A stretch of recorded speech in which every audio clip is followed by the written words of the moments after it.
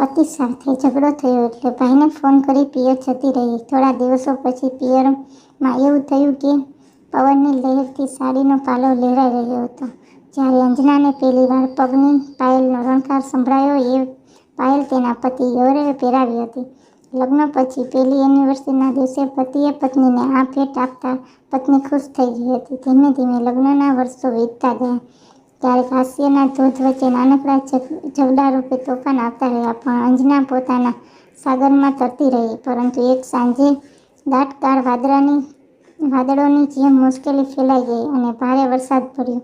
અંજના અને ગૌરવ વચ્ચે એ લડાઈ ઝેરી વેલાની જેમ સંબંધની એ દોરી પર ચડતી રહી.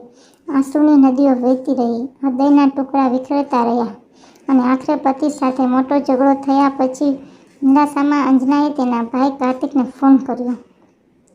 ફોન કરતાની સાથે કાર્તિકે કહ્યું, અરે બેન, ઘણા સમય પછી ફોન આવ્યો, કેમ છો બધા? ને આંખમાં આંસુનો અવાજમાં હસતા સાથે પતિ સાથેની અનબન કહી દીધી. ભાઈએ માત્ર આટલા જ શબ્દો કહ્યા, ઘેરે આવી જા બહેન, તારા માટે આ ઘરના દરવાજા કાયમ માટે ખુલ્લા જ છે. આ શબ્દો તેના તૂટેલા મનના દોરાને બાંધવા માટે સૌથી મજબૂત તાતણા બની ગયા. તે તેના ભાઈના ઘર તરફ ચાલી નીકળી, જે તેના માતા પિતા વિના અધૂરું હતું. પણ ભાઈએ કોઈ દિવસ કમી આવવા નહોતી દીધી. કાર્તિક ઘરના દરવાજે હાથ લંબાવીને ઊભો હતો. એની આંખમાં ભેજ ચમકી રહ્યો હતો, પણ ચહેરા પર પ્રેમનો દીવો બળી રહ્યો હતો.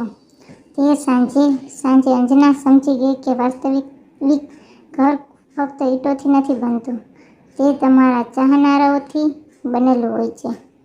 શરૂઆતમાં તો કંઈ વાંધો નહોતો, પણ આ બહેન કાયમ માટે અહીં જ રોકાઈ જશે તો એ શંકાના કારણે કાર્તિકની પત્ની શીલાની મીઠાશમાં છુપાયેલું ઝેર ધીમે ધીમે બહાર આવવા લાગ્યું. બહેન, તમે બહુ જિદ્દી છો, હવે ઘેરે પાછા ફરવાનું મન બનાવી લો, તે ક્યારેક કટાશના સ્વરૂપમાં કહેતી, જે ધીરે ધીરે અંજનાને લાગવા માંડ્યું કે તે આ ઘરમાં હવે મહેમાન માત્ર બની ગઈ છે. એક સાંજે અંજના ગેલેરીમાં બેઠી હતી. ઝરમર વરસાદ વરસી રહ્યો હતો, પવન ફૂંકાઈ રહ્યો હતો. પાયલ પણ રણકતી, પરંતુ મૌન હતું તો તેનું માત્ર હૃદય. પછી તેને લાગ્યું જાણે કોઈ કોયડા ઉકેલાઈ રહ્યા છે. શું આ લડાઈ, આ ગુસ્સો, આ અંતર, શું આ બધું ખોટું પગલું હતું? શું તેનું ઘર, તેની શાંતિ ખરેખર અહીંયા અધૂરી છત નીચે હતું? તે રાત્રે અંજનાએ મોટો નિર્ણય લઈ લીધો. સવાર પડતાં જ તેણે કાર્તિક અને શીલા પાસેથી રજા લીધી. તેની આંખોમાં પ્રેમ હતો, પણ તેની જીભ પર આભારના 2 શબ્દો હતા. જતી વખતે કાર્તિકની આંખમાં સાવલા ટપકી રહ્યા હતા, પણ અંજના કશું બોલ્યા વગર જતી રહી. તે જાણતો હતો કે કેટલા સંબંધો સવાલોથી નહીં, ઇશારાથી સમજાય છે. ઘર જવાનો રસ્તો બહુ લાંબો નહોતો, પણ એવું લાગ્યું કે જાણે તે લાંબી મુસાફરીમાંથી પાછી આવી રહી છે. રસ્તામાં પવન બદલાઈ ગયો હતો. વૃક્ષોએ તેની હાસ્યને આવકારી અને સૂર્ય તેના ચહેરા પર સોનેરી કિરણો ફેલાવી રહ્યા હતા. ઘરે પહોંચતા જ ગૌરવની આંખો પોળી થઈ ગઈ. અંજનાએ ગૌરવને ગળે લગાવ્યો. તેણીને લાગ્યું કે તે હવે ઘરે આવી ગઈ છે. તેની આંખોમાં આંસુ હતા, પણ તે ખુશીના આંસુ હતા. ગૌરવ તેની છાતી સાથે આલિંગન આપ્યું અને કહ્યું, તું પાછી આવી ગઈ, મેં તને ખૂબ મિસ કરી. અંજનાએ કહ્યું, મેં પણ તમને ખૂબ મિસ કર્યા છે. મેં ઘણું ખોટું કર્યું છે ગૌરવ, પરંતુ હું તમારા વગર નહીં રહી શકું.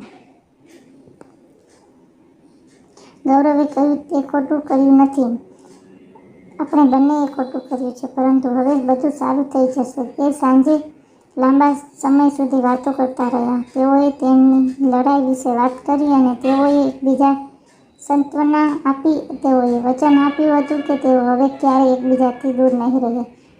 જો આ સ્ટોરી તમને પસંદ પડી હોય તો દરેક લોકો જોડે શેર કરજો. તમને કમેન્ટમાં આ સ્ટોરી 1 થી 10 વચ્ચેની રેટિંગ પણ આપજો. લાઈક કરો, શેર કરો અને અમારી ચેનલને સબસ્ક્રાઈબ કરો.